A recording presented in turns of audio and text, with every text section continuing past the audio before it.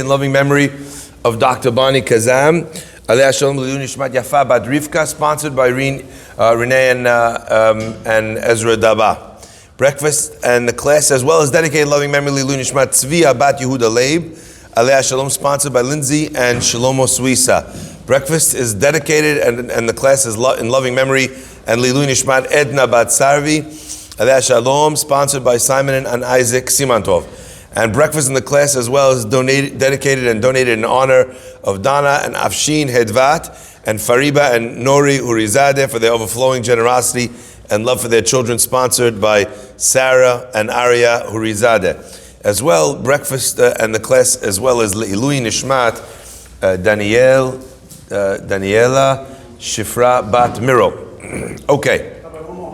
And one more as well, Albert Dayan, in honor of the wonderful Avi Abba Deni Harosh and his wonderful daughter Dina and his trooper of a wife Bida. All right. Okay, let's begin. So Yaakov makes a very interesting promise to God, and he promises HaKadosh Baruch Hu, A'aser a'aserenu lach. I'm going to give 1/10 of everything that I have. I'm going to give you to God, to Borei Olam, in return for your kindness. Now, what's very interesting is the Gemara tells us that there was once a Kuti, a Kuthite, one of the tribes as well that were offshoots of the Jewish people living in Eretz Israel. They denied the viability and the law of the Torah Sheba'al Peh, the oral Torah, and they only believed in what it said in the Torah that's written. So in other words, if you could show it to me in the Bible, then I'll do it. But if it's not in the Bible itself, then we don't do it. Unfortunately, that's not a possible way to live your life. As we all know, the Torah is only possible to be kept if you accept, along with the Torah Shebechtav, the Torah that was written, the oral Torah as well that was given alongside to interpret it. It's not that rabbis decided throughout the ages, oh, I like this explanation. Or you know what, how can we make people's life more difficult? I know, 2 days Yom Tov. Right? The idea was not that the rabbis were introducing new things or new concepts, but rather that they were interpreting the Torah based on a Misorah that was given to them. And as I always point out, if a person doesn't understand how this is logically imperative, then the way you explain it is by showing examples in the Torah which illustrate to us that without an accompanying Torah Sheba'al Peh, a oral Torah, the written Torah doesn't make any sense often. I'll give you a couple of examples. One example is where the Torah tells us that if we want to eat animals, then the only way to be able to eat them is by using ritual shechita, by using the method of slaughter that is kosher. So we all know kosher meat depends on the ability of the person who's doing the slaughtering to kill it according to the way the Torah requires. In fact, the Torah says you should kill it in the way that I've explained to you. And nowhere in the Torah does it tell you or explain to you how actually to do the shechita. Another example would be when it comes to the mitzvah of tefillin. So the mitzvah of tefillin that we all wear on our heads, if you look in the Torah, all it says is l'totafot ben einecha. So we don't know what the word litotafot means. In fact, even the word litotafot, the Gemara says, is an amalgam of two words, neither of which are Jewish or are Hebrew. Tat bekatpi, pat be'afriki. Each of these words, they mean the number 2 in a different alternate language. So therefore, 2 and 2 is the 4 compartments of the shel rosh, of the tefillin we wear on our head. The Kutis at the time, what they would do is they would take the tefillin, and where would they put it? Ben enecha. They would put it literally on the bridge of their nose. They would have like a horn sticking out. Maybe this is the idea that people have where Jews get horns. Either way, the point is, Rabotai, so a person is we're incapable of understanding the Torah without the interpretation of the Chachamim, which was given as well alongside the Torah on Mount Sinai. So when the rabbis are explaining to us these ideas and these laws, oftentimes they're just giving us an insight into what the Torah actually means. So Yaakov Avinu says, I'm going to give 10% of everything I have. Chol asher titen li, everything you give me, a'aser aserenu lach. A Kuti comes to one of the great Rabbanim in the times of the Gemara, and he asks him a question. He says, I don't understand. You said in the Torah, it says that Yaakov Avinu, right, said, I'm going to give 10% of everything I have. You also couldn't call Yaakov Avinu as Ish Emet, a man of truth. But Yaakov Avinu did not give 10%. The rabbi said, what are you talking about? Of course he did. He says, well, look, Yaakov Avinu has 12 children. How many children does he dedicate to God? Only one, the son called Levi. If that's the case, Yaakov Avinu is only given 1/12 to tzedakah. That's the question that the Kuti asks the rabbi. And the rabbi says, actually, it's incorrect what you're saying. Like we learned yesterday. How many sons does Yaakov, how many Shivatim does Yaakov have? Not 12, 14. Because aside from the 12 that he has, he also says, Ephraim and Menashe, Ki Reuven, V'Shimon Yuli. So he has actually two more on top of, so the guy says to the rabbi, he says, Rabbi, you're making the question worse. You're going the wrong way. Don't take up accounting, right? I'm asking you, how come he didn't give 1/10 for giving from 12 kids, and now you're telling me he has 14? The rabbi says, absolutely. He says, and what you're missing is a special halakha. The halakha says that a person who's giving ma'aser on his animals, he has to give 1 in every 10 animal, he has to give ma'aser from. But if he has 10 animals, and one of the 10 is a bechor, is a firstborn, he doesn't give ma'aser. Why? Because the bechor is holy in and of its own right. It has its own laws governing the firstborn of the animals. So you would not give maaser from the bechor. We know that the laws of bechor are decided how? By peter kol rechem. It's decided by which child first comes out of the uterus of the canal, the birth canal of its mother. How many mothers are there? 4 mothers. That means that amongst the 14 children of Yaakov Avinu, there's 4 that are considered a bechor. The firstborn of Leah, the firstborn of Rachel, the firstborn of Bilhah, the firstborn of Zilpah. Yaakov has 10 children, and of those 10, he dedicates one Levi to a lifetime of service to becoming a Kohen, the Kohen and the Levi whose service is given to God. The Kuti says, wow, yishtabach shemo, blessed is the people who have you, who count you rabbi amongst their people. Rabotai, ever since then, we've been able to cook the books. No, Rabotai, ever since then, we were able to understand this gift that Yaakov Avinu gave. Now, I saw in this idea a very beautiful answer, and I'll tell you why it's a very beautiful answer over here. I found it very, very powerful, and you'll tell me what you think about this as well. So there's a magnificent idea. You're forgetting Dinah. There's an amazing answer over here, okay? You're forgetting Dinah, that's why.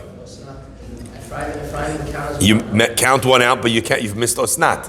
If you're giving a 10%, who says you don't count it, right? Okay. Now, Rabotai, listen to this. This is very powerful.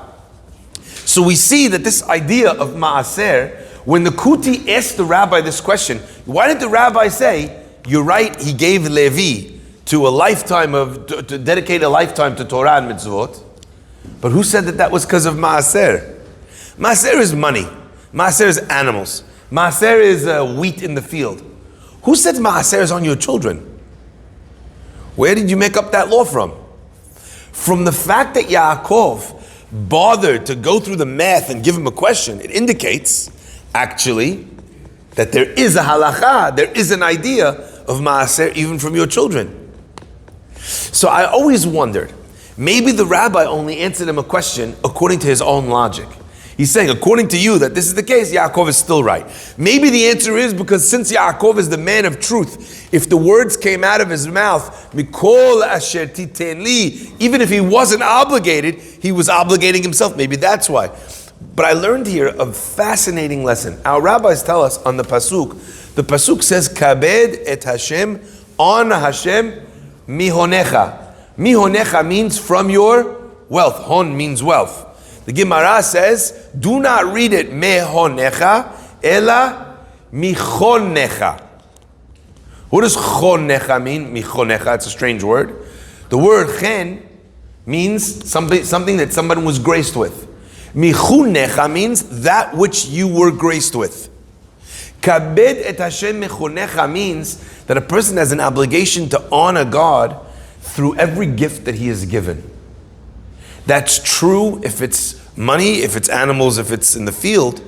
It's also true as an example with his children, as Yaakov Avinu explains to us. But the idea of mechunecha goes much farther than that. If a person has a beautiful voice, that voice should be used to sing in the Beit Knesset. You were given that great voice. If God gave you charisma, if He gave you a dynamic ability to communicate with people, Faddal, go sell things on Shark Tank. No problem. But you should also be able to use the gift of persuasion to persuade people to give more charity. You should persuade couples that are fighting to give it another chance. That's what it means to honor Hashem michunecha, from the gifts that you were given. Rabotai, every single person was given a gift.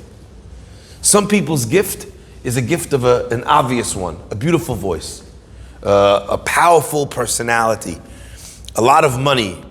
But sometimes a person is given a gift that they don't often think of as a gift. A person might have a tremendous amount of wisdom, and they think, this is the wisdom, I'm a poor scholar. That wisdom was also granted to you. You were blessed with it. Not everyone has the mental capacity to be able to study and understand things in the way that you do.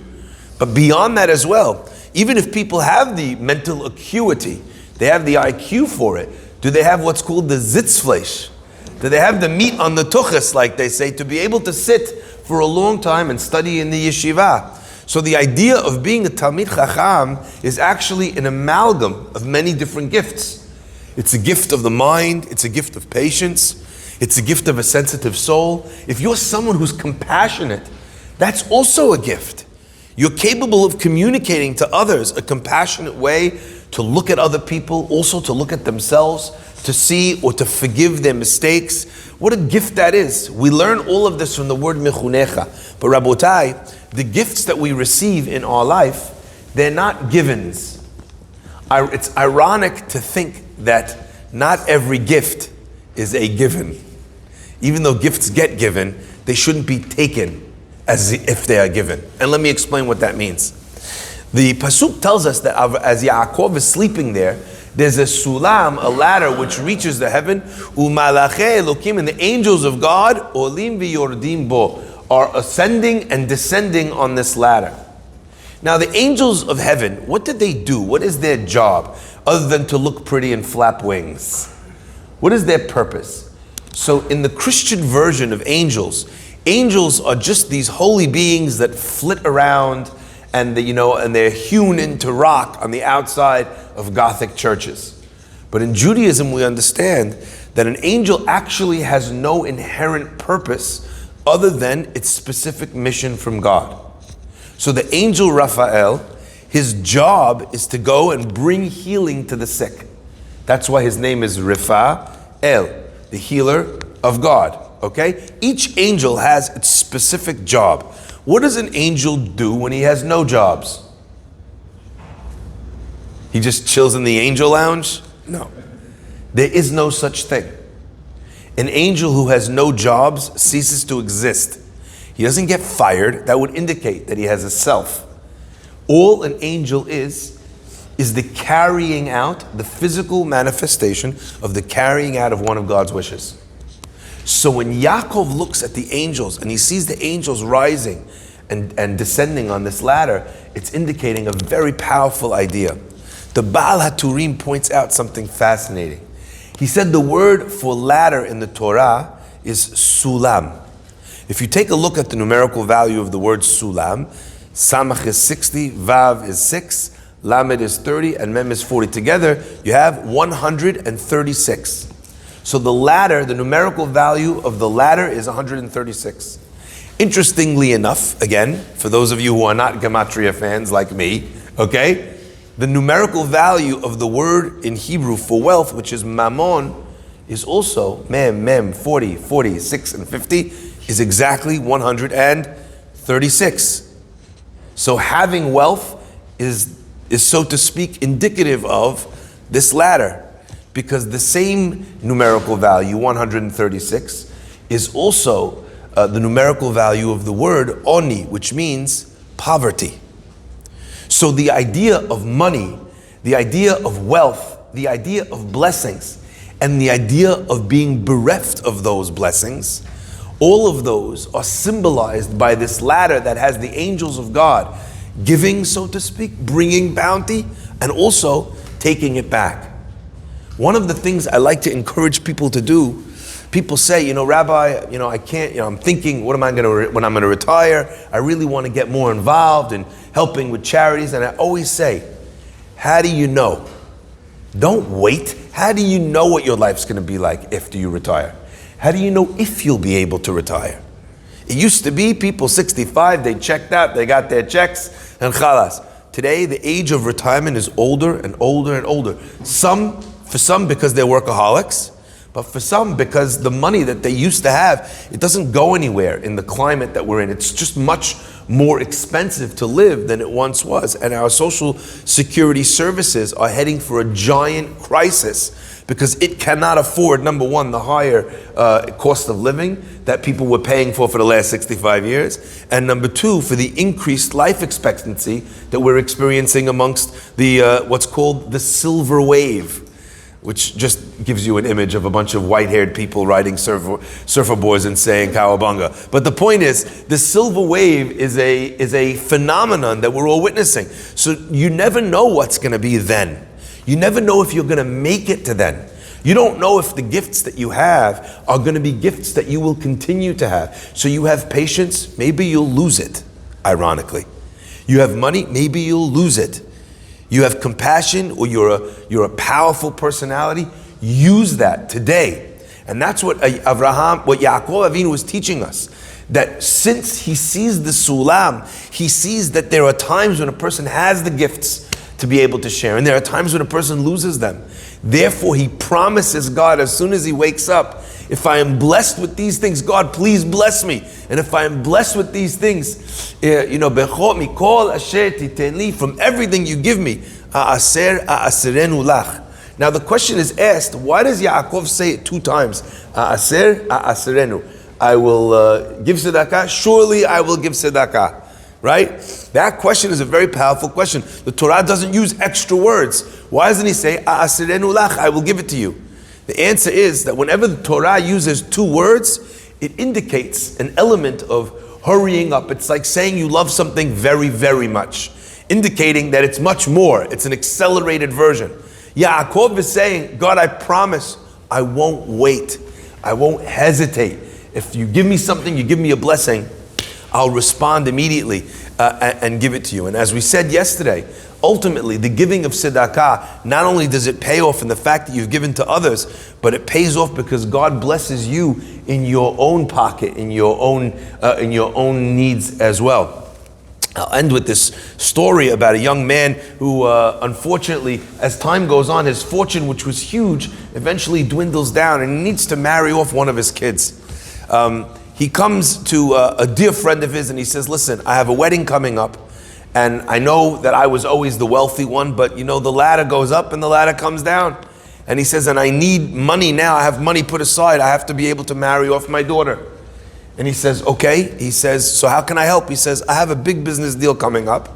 I need $100,000. If I have $100,000, I know I'll be able to make enough profit. It's not like a wishy-washy. I'm not investing in Jack's Magic Beans, in some other country. It's a done deal. I just need to buy the merchandise, and I already have a buyer, but I don't have the capital to be able to do it. He says, so I'm coming to you as my best friend. Is there any way you can lend me the money? The fellow says to him, listen, I know that you say it's a done deal, right? But it's never a done deal. You buy the goods and then the guy backs out. What are you going to do? Sue him? And then I have to wait till you get your money back? He says, but even though there's a little bit of risk involved, he says, what's a friend for if not there to help a friend in a time of need? He says, no one even knows that I have this money. I've been squirreling money away every day, a little bit, every day, a little bit, every day, a little bit. He says, my wife doesn't even know that I have it, because if she did, then we wouldn't have it. Right? He says, so what do? He says, I hid it in a brown cardboard box in my basement. He says, but listen, I need the money back. I've been putting money aside as well because I have 2 children to marry off. I also need to be able, same as you. So please be, the guy says, okay. He says, you know what, come, we'll go to my house now and we'll go get it. Anyway, he goes to the house, goes into the basement, he's rummaging around. All of a sudden, the guy hears upstairs, he's screaming, Rachel! He screams his wife's name. His wife comes running down. Is everything okay? He says, what happened to the box? She says, what box? It's the box with the money. She says, we didn't have a box of money. He says, we did, but I just didn't tell you about it. There was a box here. It had tons of money in it. A fortune, almost $100,000. He said, $100,000 you had in our basement? Why? He says, I've been putting money away each week in a way that we wouldn't be able to spend it. It's not in the bank account to be able, and he says, it's gone. So she says, well, this morning, I had no idea, you didn't tell me. I asked the cleaning lady, all these boxes were down here to put the boxes out in the garbage by the street. They go running outside, they look, the garbages have been taken away already. Immediately he gets on the phone, he calls the garbage company. He says, you just did a pickup at my house, at this and this number, and this street. Please, you got it. He goes, you got to tell me, did the truck arrive yet? Okay. Is there any way, there's something very important there in our trash by mistake. Is there any way we could look through the garbage? The guy says, listen, the truck has already left your neighborhood, but it's not yet dumped. It's dumped, and it's load in the big dump. What we'll do is we'll ask it to get, when it gets to the trash yard, to pull aside, to empty the whole garbage truck in a separate pile, and you can go through it there, and then we'll move it afterwards. The guy's thanking them, thank you so much. They go down there, they're putting on hazmat suits, it wasn't even Corona. They masks, the goggles. They're going through, the smell is terrible. They're going through diapers and mabaref and vegetable peels and old food and 6-week-old cholent. Everything is there, and they're going through, until eventually, after about a half hour, one of them screams they found the box. All the money intact in the box. They're screaming, they're crying, they're hugging. The man, he says, I want to thank you so much for lending me this money. And the friend says to him, he says, you're thanking me. He says, the only reason why I went to go check the box today was because you asked me to lend you the money. If you hadn't asked me to lend you the money, he says, I wouldn't have found out in time, and the money would have been gone forever. So here's a fellow who thinks that he's lending a person who's down on his luck $100,000. But what is he doing actually? He's saving his own fortune. Mikol asher titen li, aser asrenu lach. Rabotai, don't wait. Don't wait to give your ma'aser, your tzedakah. Don't wait to give your best efforts, to use your voice or your compassion or your smarts. Make an introduction. Be a mentor to someone who's young. There's so many gifts that people have, and a person is able to use them immediately. Baruch Adonai le'olam. Amen ve'amen. Rabbi Chananya.